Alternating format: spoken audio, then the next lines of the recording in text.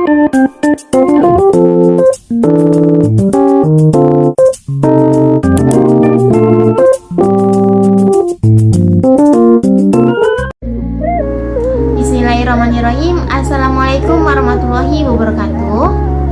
Halo teman-teman, perkenalkan nama saya Zakil Azara dengan NIM 11910633679 dari kelas 6D Manajemen Pendidikan Ekonomi Fakultas Tarbiyah dan Keguruan UIN Suska Riau.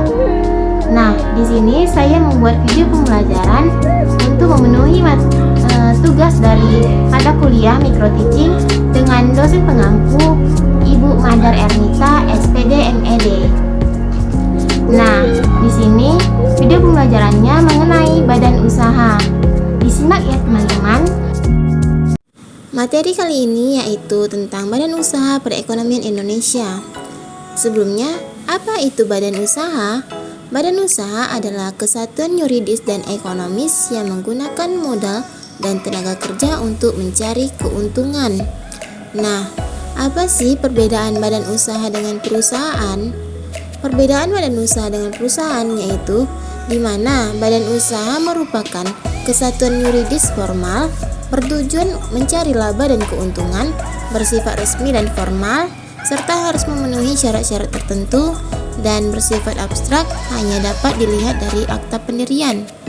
Nah, sedangkan perusahaan merupakan kesatuan teknis produksi bertujuan menghasilkan barang dan jasa, tidak selalu bersifat resmi atau formal, dan bersifat konkret atau nyata seperti pabrik, toko, dan bengkel. Selanjutnya, jenis badan usaha. Nah, badan usaha dapat dikelompokkan atas dasar kegiatan yang dilakukan, kepemilikan modal, dan wilayah negara. Nah, pengelompokan badan usaha berdasarkan kegiatan yang dilakukan. Yang pertama yaitu badan usaha ekstraktif yang kegiatannya mengambil hasil alam secara langsung. Yang kedua yaitu badan usaha agraris. Yang ketiga, badan usaha di bidang perdagangan. Yang keempat, badan usaha di bidang jasa. Nah, pengelompokan badan usaha berdasarkan kepemilikan modal. Yang pertama yaitu badan usaha swasta, badan usaha milik negara, badan usaha milik daerah, dan campuran.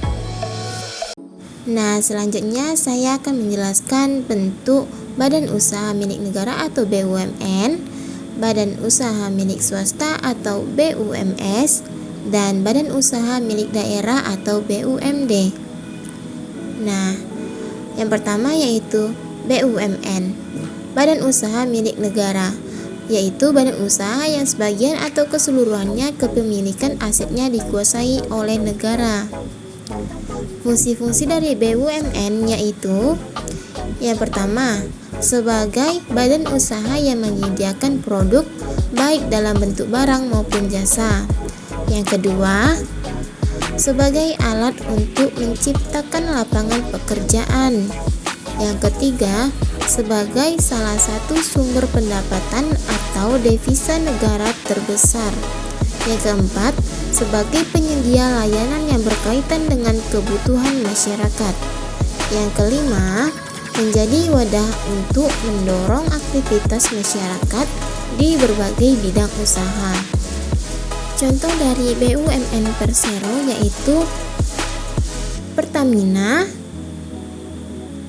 Kimia Farma, dan Kereta Api atau KAI. Sedangkan contoh BUMN Perum yaitu Perum Damri, Bulog, dan Pegadaian. Nah, selanjutnya BUMS atau badan usaha milik swasta, yaitu jenis usaha yang pemilik perusahaan atau modal usaha sebagian besar dipegang oleh pihak swasta non-pemerintah. Nah, fungsi-fungsi dari BUMS yaitu yang pertama, bekerja sama dengan BUMN untuk tujuan yang saling menguntungkan. Misalnya, pihak BUMS menyediakan pelatihan untuk para pelaku UMKM dan hal itu dilakukan atas kerjasama dengan BUMN.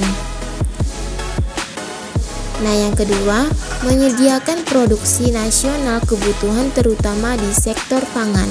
Contohnya beras tepung.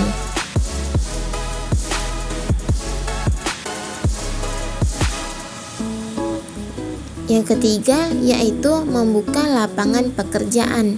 Yang keempat untuk menambah kas negara.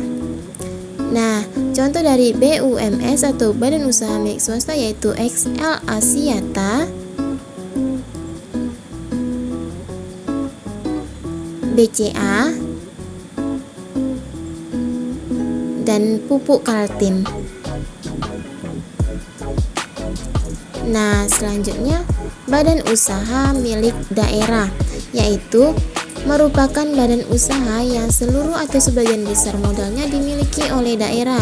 BUMD didirikan dengan tujuan untuk memberikan manfaat bagi perkembangan perekonomian daerah pada umumnya.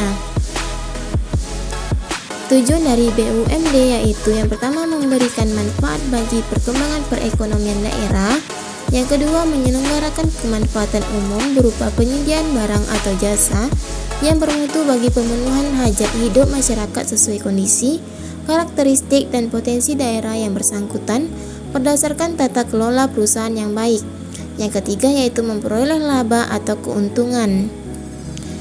Nah, contoh dari BUMD yaitu Bank Riau Kepri, Bank DKI, dan Jamkrida Riau. Nah, sekian penjelasan materi tentang badan usaha yang dapat saya jelaskan. Semoga materi yang saya sampaikan dapat dipahami dan bermanfaat bagi kita semua. Lebih dan kurang saya mohon maaf. Assalamualaikum warahmatullahi wabarakatuh.